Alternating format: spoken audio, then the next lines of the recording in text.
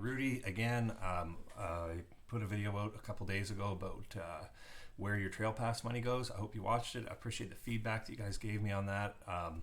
That was pretty cool, and I'm glad to be able to put that out so people can understand where your money goes when you take it and buy a trail pass. So I have another video, and I told some people that I would put out, and they've been waiting for it. And I'm going to kind of wrap it around the 1,000 mile challenge, which you all have heard about because we spam the internet with it in the wintertime. And I just want to talk about, I made some notes here. I just want to talk about what the 1,000 mile was and what it is now. But I also want to talk about some issues that have uncovered themselves in the last year and explain here. There's been a little bit of controversy, and it's been dismissed as drama on this group, and I hope that it doesn't. I hope people are able to look at things through multiple different lenses and make good judgments. I have been approached by Alyre from Serpentine, and he has some letters that he wanted me to release and explain based on some things that happened last year. So to begin, I want to talk about the 1,000 mile challenge. Everyone knows that it kind of started with a friend of mine and myself doing 1,000 trail miles in one day in New Brunswick. And what it's evolved into is quite a more of a week-long group ride and trying to achieve 1,000 miles in 1 week. So some stats from last year. Last year we had a crappy winter. It sucked. We had hardly any snow. The worst part of the winter was when we did the 1,000 mile challenge. We had 44 riders enter and register for the event from Ohio, New Hampshire, Pennsylvania, Nova Scotia, Ontario, PEI, and Vermont. And I thought that was something I should mention. It's pretty impressive. We've got people coming from all over North America to little old New Brunswick, and they're bringing their snowmobiles here, and they're meeting the people, and they're seeing the culture, and they're bringing a lot of money with them, and they're coming back every single year, and I don't think we should dismiss that. This year, our riders, we have 44 riders. If they each did 1,000 miles, we account about $1 a mile for fuel and oil on a typical sled. It's $44,000 in fuel that was spent. And that wouldn't include guys like me and other support team riders and whatnot. So just keep that in mind, $44,000 worth of fuel in 1 week that was dumped into our economy. They're buying trail passes from us. They're buying food. Anyone knows if they're snowmobiling, they're spending money. Repairs, there was vehicle repairs, there was sled repairs, there was fuel for the vehicles to get here. Now, they also brought thousands of out-of-province dollars to our province, and for fundraising, they brought businesses. They bought from our businesses. Out-of-town businesses put money into the province, and we're spending them on sending kids to camp. Most of the camps are supported that are from New Brunswick. All this stuff's feeding our local economy, and it's a stupid amount of money. And it's a pretty cool thing for tourism. It's a pretty good thing for our sport that we've got going on. It started as a 1-day event, and now we're promoting it as a 7-day event. We're probably going to keep the same format again this year. And the reason we did that, we were getting pressured from the Federation. There's some safety issues. I get it. That makes sense. And I actually love the way it kind of turned into a week-long thing. I know we get some riders that are trying to squeeze it out a little quicker. For me, I'd like to do it over 7 days and see the entire province. So it's evolved from one thing to another, and it's more of and these riders, like if you talk to any of them, they're coming back. I mean, they've been to this province, they've never been here before, they've never seen the Maritimers, never seen they've never seen trails like this, even though they were crappy this year. Years past, they aren't. And I shouldn't say that because we did have great trails during that event. We just had to find them, right? So, and I spent some time before the event scouting the trails out. I got in the plane and I went and I checked out all the trails, see where people were and see where there's bare spots and whatnot. And Moose Valley ended up being the best spot. But anyway, these people come here And there's riders from this event that are moving to New Brunswick because of this event. They're moving here. They're picking up what they're doing, and they're coming here. They're bringing their families, and they're parking.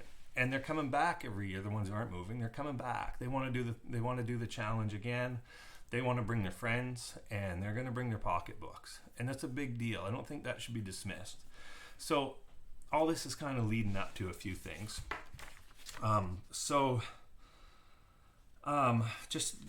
Just for, I guess I talked about some of the numbers there. So this year, most of it was tough. We didn't have much snow, and it was tough on the industry. It was tough on sled sales. It's probably going to be this year. It's going to suffer because they had no snow before, low snow conditions. The lodges, they were crying for people to come and visit them, and there was a lot of bad PR out there about how bad the trails were, and they really weren't. And as soon as that hits the internet, I know Sebastian at Chalet Restigouche, he got a lot of bad PR about trails, and it wasn't the case. It was just online propaganda, we'll call it. And it really affected their businesses. These guys have a lot of overhead, some of them, and they count on our business, right?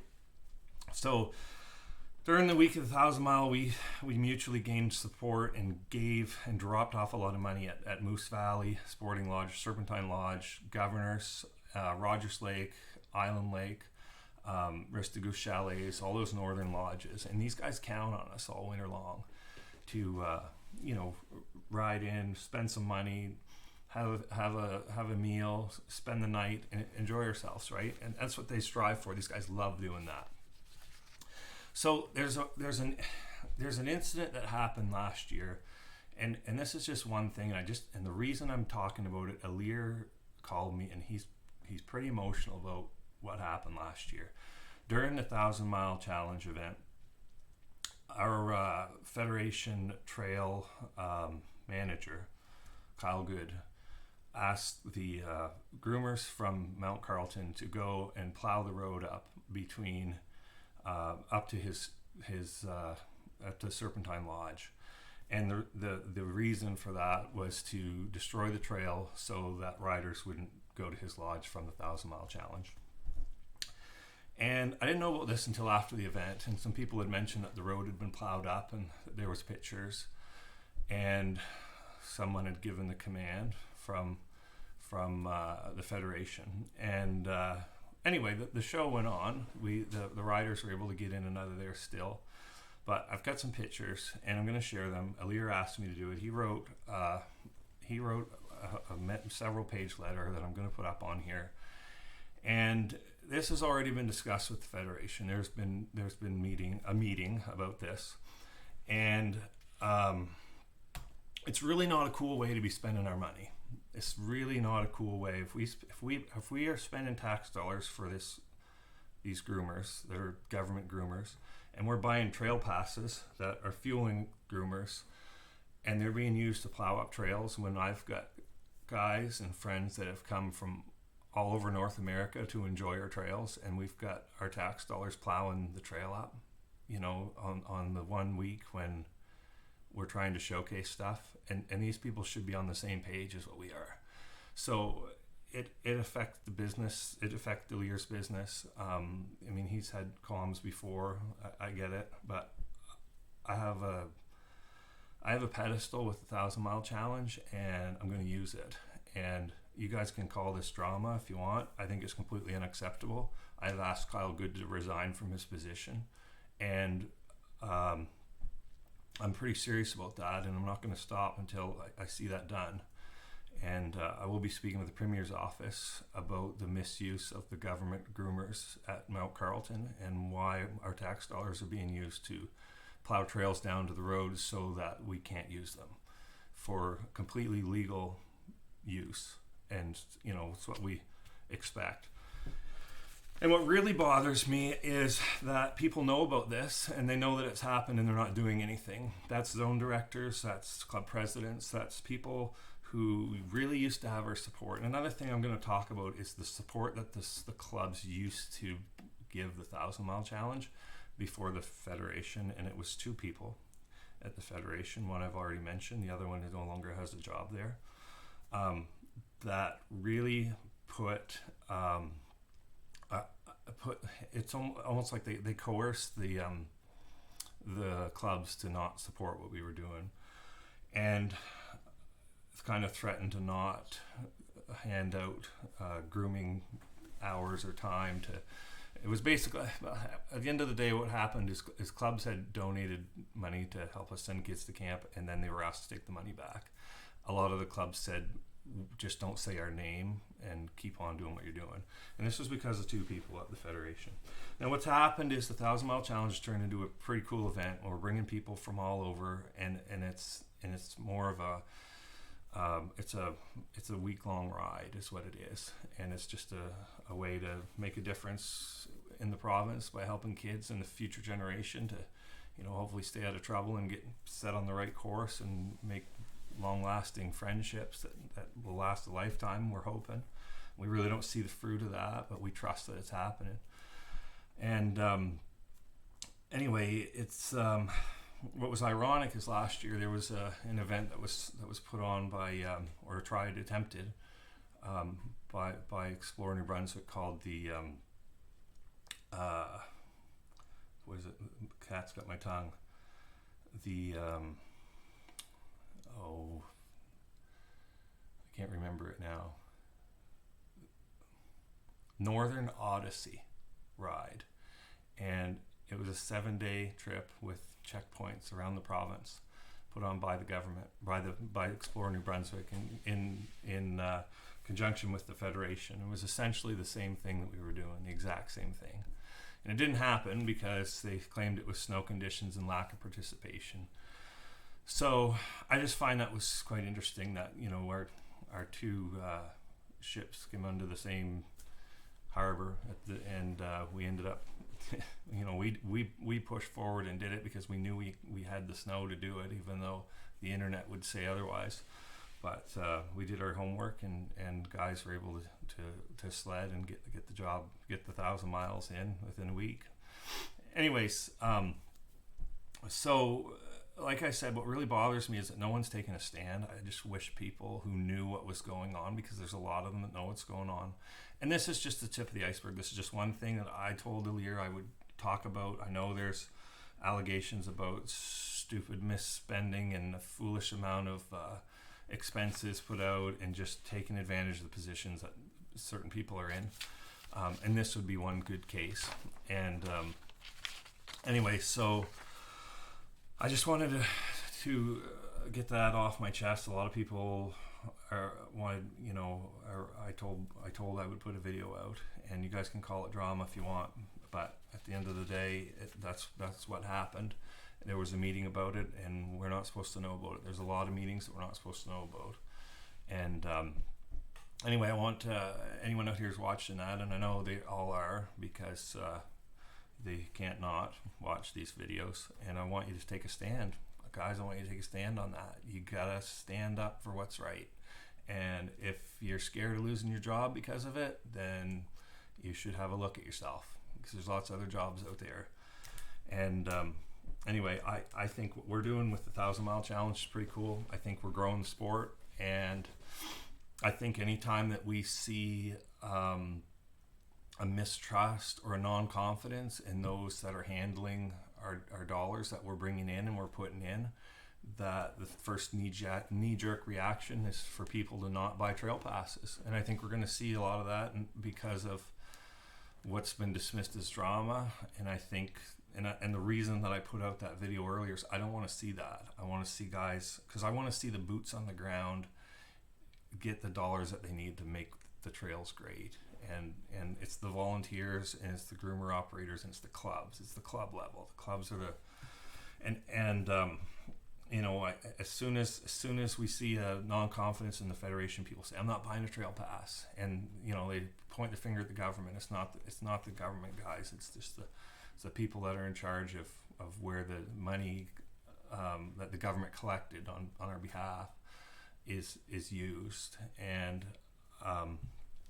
anyway, so A little backstory: why is people doing this? And at the end of the day, it came down to, and I'm going to put a post to my. I had a video a couple of years ago about what was going on. I called out a few people, and I stood up to them. That's what happened. I stood up to a couple people who thought they were going to be in charge of what we were doing, and at the end of the day, there was nothing illegal going on, and I was told that there would be everything in their power to shut down the 1,000-mile challenge. This is back when we made it when it was a 24-hour event.